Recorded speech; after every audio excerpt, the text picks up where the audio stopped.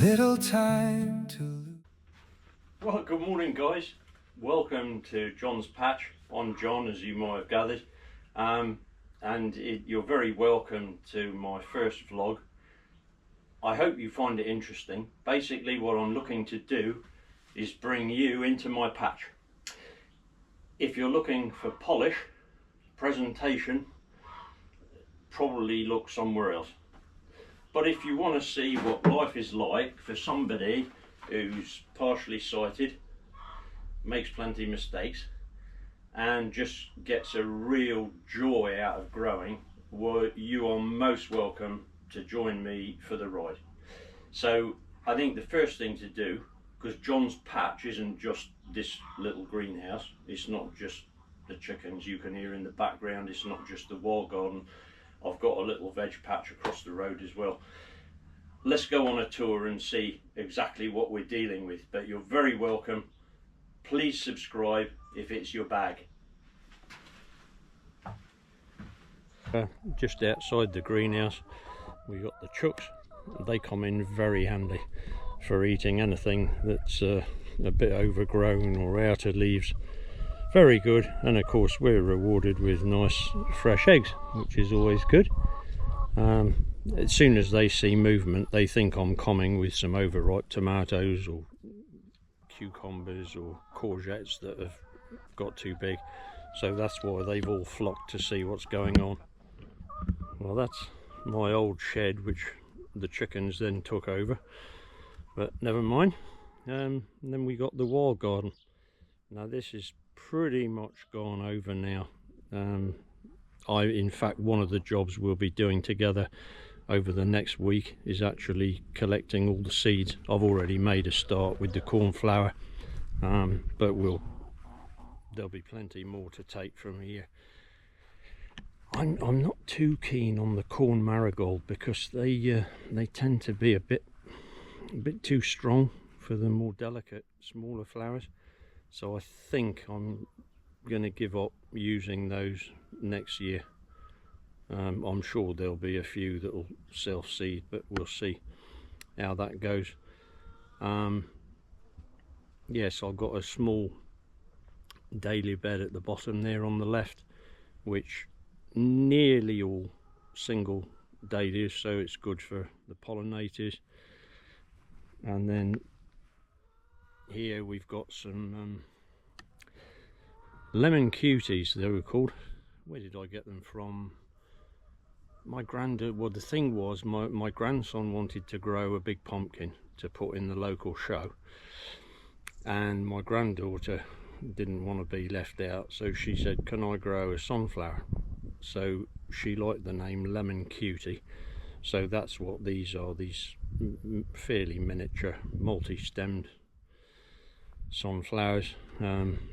And she had them in pots up on outside her house, and then these were some leftovers which I just put on the edge of the wild garden. And then there's a few more there, and then there's a bit of a funny story to this fella here, because my daughter bought my grandson some large pumpkin seeds in an airport in Europe and said, oh, these, it says they're going to get big. And I was a bit cynical and said, look, if they've come from an airport, it's probably just aimed at tourists. Honestly, I don't think they will. So I grew them to keep the peace, but I put them down in the wild garden because I didn't think anything would come of them. So they haven't had any feed. They're multi-stem. I mean, they've been really abused, and yet we got this cracking. I mean, this is actually planted over by the wall there, and yet it's produced this really nice sized pumpkin. To say that it hasn't been particularly well cared for, yeah, it's done well, very. But we'll take a look where I grew the Atlantic giants up on the veg patch. We'll just take a gander up there. So as part of enjoying wildlife, we've got a pond which you can't even see. that's tucked right in all of that overgrown mass, but it's all right, that's fine. It's absolutely filled with news. When you look from the other side, yeah, life in there is abundant. And then yeah, we got the Perovsky there still doing its thing. This spent Niphophia, the red hot poker, yeah, I can take or leave that. It's nice, it's architectural when it's in flower, but I don't think it really fits in with this border, so that I think will be going somewhere else in winter time. And then here we did have cornflower all the way along, and I misjudged it because the cornflower actually kept going for a long time, and I had got these agastache ready in the greenhouse, ready to be there for summer because they're excellent for the bees. But unfortunately I had to pull the cornflower out early to fit these in.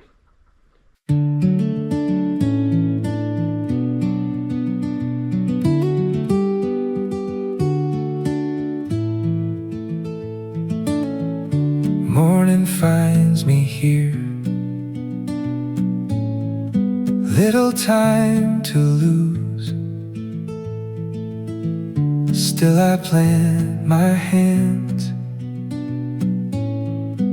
in the ground I choose. In the garden patch I kept my...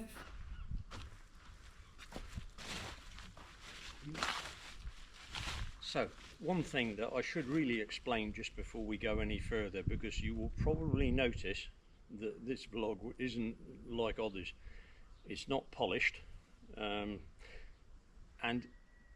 part of that is because that's not what it's meant to be. However, the other thing is I'm partially sighted, which means that, like you saw just now, I might stumble at times because my depth perception isn't good, so I don't see lumps and bumps. If we look at the soil, you might think that's not even. Can't you see there's a lump there or a bit of a depression there? I can't.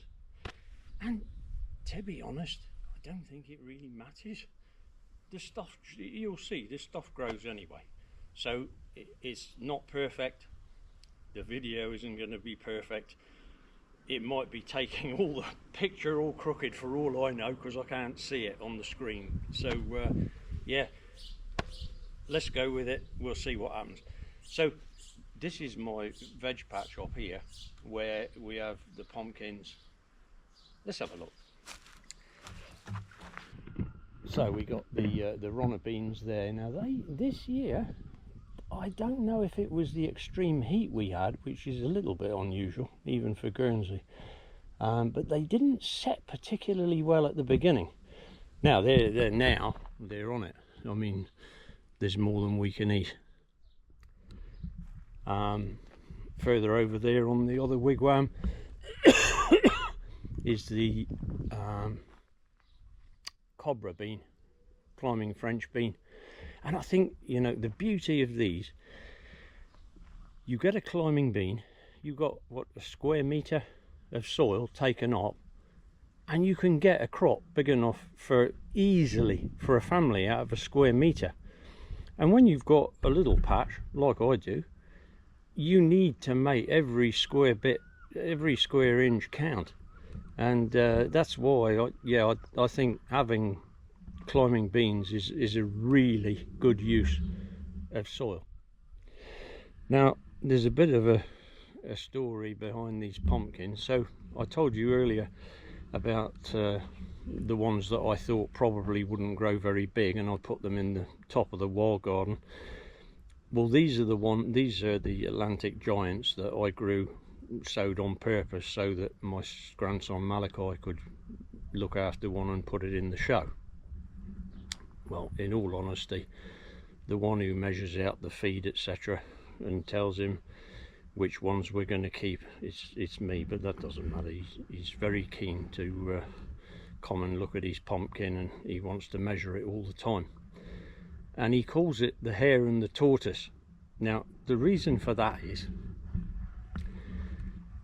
I put out 2 plants when it was really far too early to put them out, and I fully expected that they might get caught by frost. So what I did, I kept a couple of others back in the glass house in pots, and I left them. Now the weather was good and they didn't get frosted, so what happened, I put the others out and I said to him, oh, don't worry, I'm going to prune this one so that you've just got 1 leader, and it'll be like the hare and the tortoise. The others, yes, they're earlier, they're bigger at the moment, but the other one will catch up. In a minute I'm going to move some leaves, and I'm not sure that's worked out, because it seems that the one that I thought was actually going to surpass the others hasn't, and it almost looks like it's ripening off. So whether it will grow any more, what have we got, 3 weeks until the show, so whether it will grow any more, who knows, we'll see.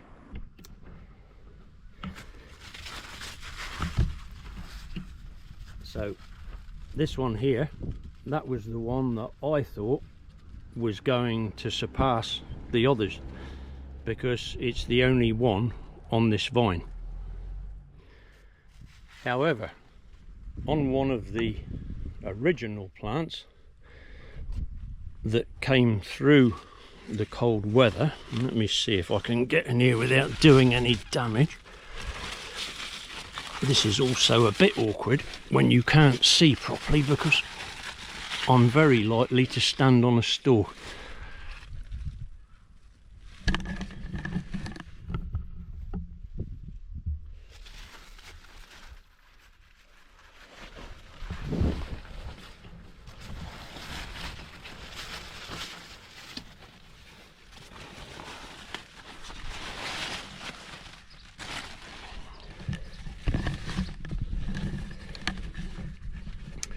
Yeah, I can't see obviously, but I'm pointing the camera in the general direction of where the other pumpkin is.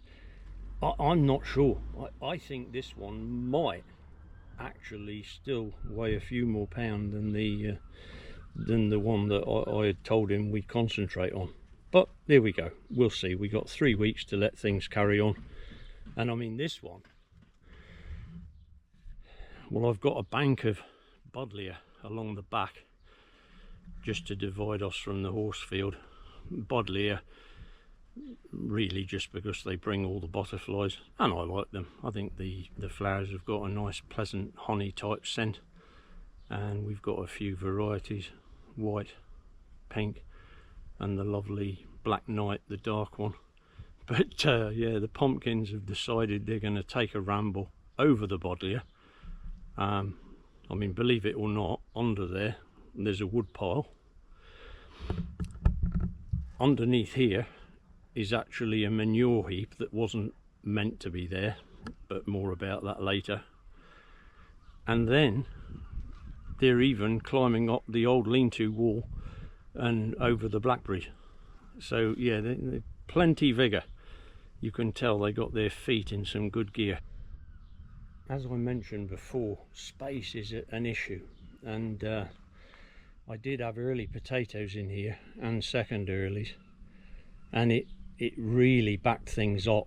So I put these very small onions in here for pickling. Love pickled onions, nice white crunchy pickled onions. I don't really go too much on the brown and the soggy ones, so I thought I'd have a crack at doing my own. So those will be ready for pulling in the not too distant future, probably 2 weeks. Salad onions, ishikura, yeah, we eat them a lot. So whether you're cooking with them or, yeah, I suppose my favourite is having them with crispy aromatic duck and cucumbers, which we've got in the greenhouse, and then a row of beetroots next door. I'll probably grow another row for pickling in the winter. Well, I'll probably pickle some of these, and you know, we'll eat some fresh. Main crop potatoes, Maris Piper. Those I should have dug, but I was away on holiday, so that'll be a job for the next few days. And then let's take a look. We have here the this winter's onions, reds drying out in the sun, and the whites. And this is, you know, what have I been away? 10 days, and you can already see I put those winter squash in a silly place, but I just had no room. It was either that or get rid of them. So I put them in there, and just while I'm away, they've already come across the patch and they're covering the onions, which I need to get stringing. I'm going to be a busy bloke in the next few days. Here we got another courgette, and then, yeah, as you can see, that is in bad need of picking. And then we've got the Fantasia blackberry, and then the Beth pear, early, very sweet, small, but it's a lovely first pear. And then here we have the a few herbs. Now again, they're jammed in, you see, because I did have, well, there's the remains of it, a Sylvan blackberry, which was going to be given to somebody, and they didn't collect it, and I didn't have the heart to waste it, so I planted it on the end here. Well, once I cropped it this year, I got rid of it because it really takes up too much space, and I'm not short on blackberries. But we've got some outdoor cucumber, follow-on courgettes, chives, plain leaf parsley, moss curl parsley, sage, the first lot of parsley that I sowed, and then we've got the remains of the Victoria plum and a few more pears down here. So that's really an introduction to the patch, a very brief introduction to me and what I'm about, and I hope that you enjoy the ride. Now, I'm very fortunate to be situated right next to a farm, and you know, this stuff is really invaluable. I don't know how many tons have been dug in over the years into the patch. I mean, people talk about no dig.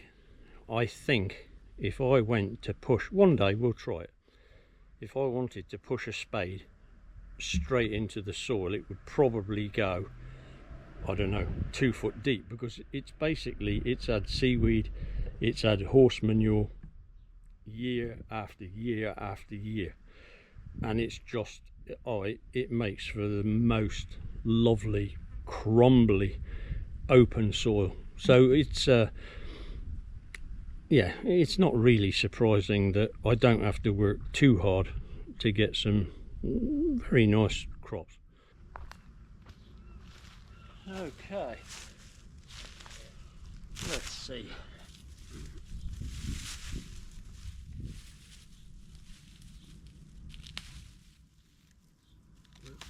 We've even got potatoes growing on the stems coming out the top.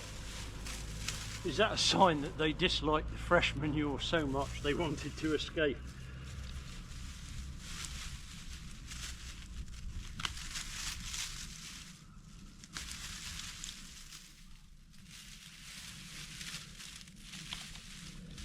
We shall find out. Let's see.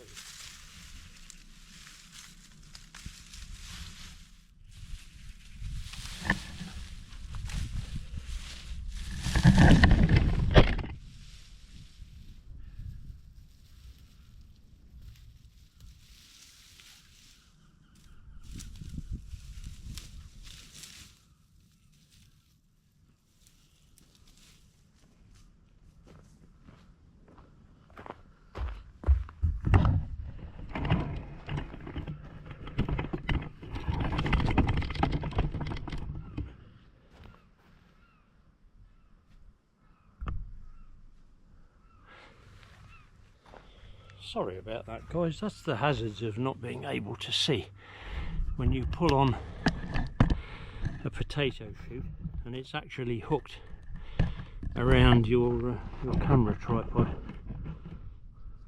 Let's carry on.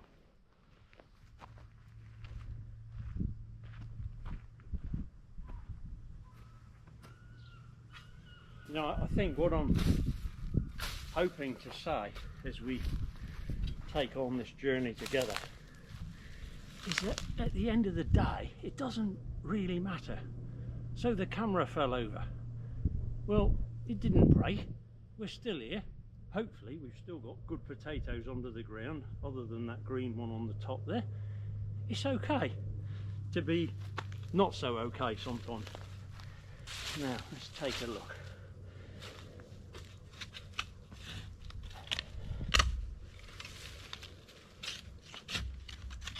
Look at that black gold.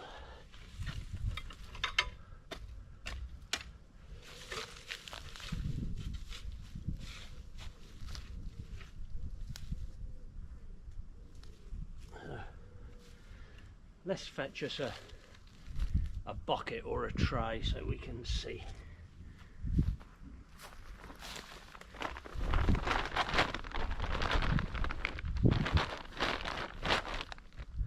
Okay.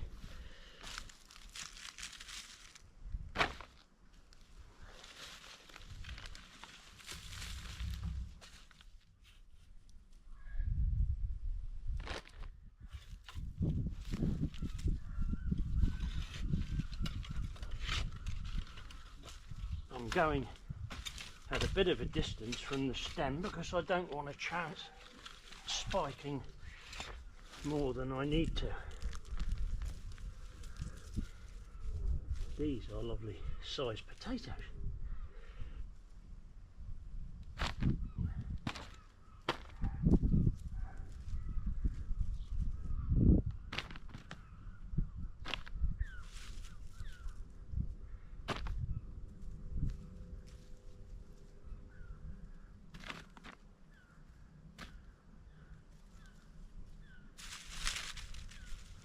And they keep coming.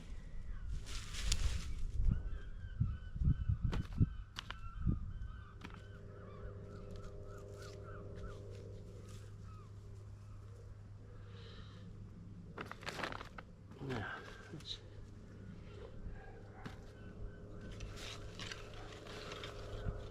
have a little scrabble in here by hand. Don't want that.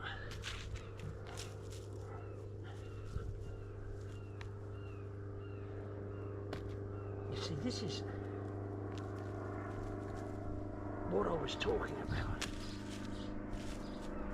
This isn't really what I'd expect from growing in fresh manure. And that's what this is. I don't know how it works. I know it's against everything every book has ever told me. But I had a predicament that needed sorting out. And that meant doing it this way for this year. I mean, I have to question now. I mean, can you argue with that? You know, I mean, how many potatoes have I had out of one plant?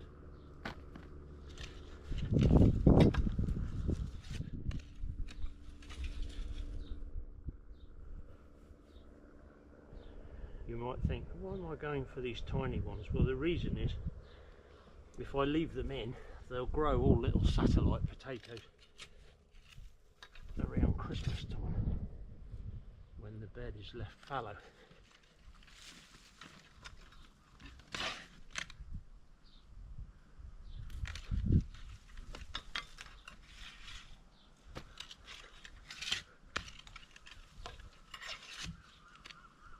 They keep coming. And again. I mean, this is awesome. Every one of these will make several chips or a lovely roasty on my Sunday lunch.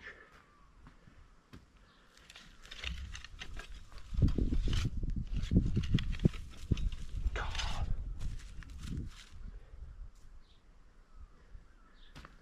Well, as I say, with my sight I can't see what on earth the camera's looking at, but just for in case you can't see it, let me grab it.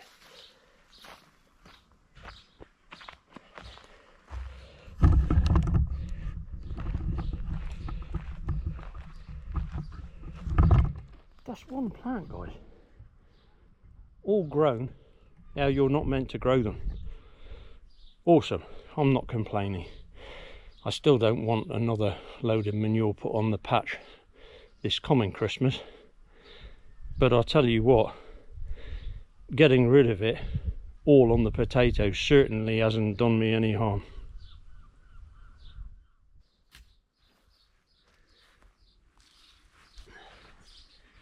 Now the thing is, this is all the bedding that's actually started to rot down since I put it on fresh. It doesn't look like it's going to hold much moisture. What that will be like for soil next year, I don't know. I mean, maybe in the winter when it gets a bit of moisture and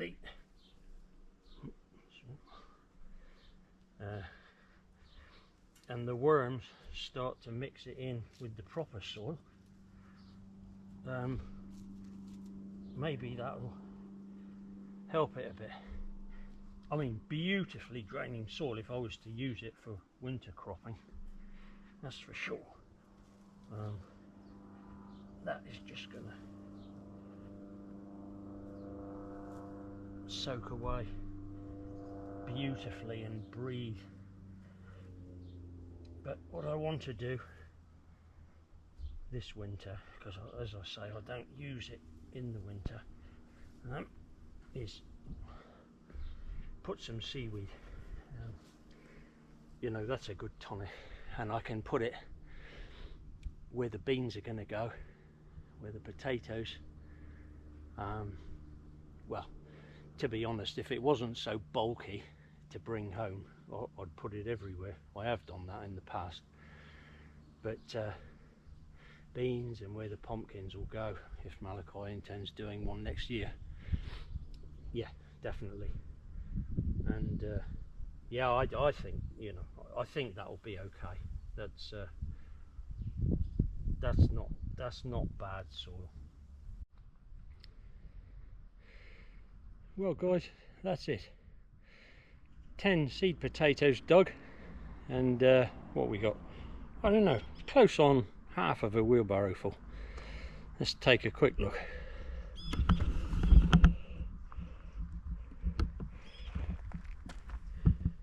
Yeah, I'm very, very happy with that crop.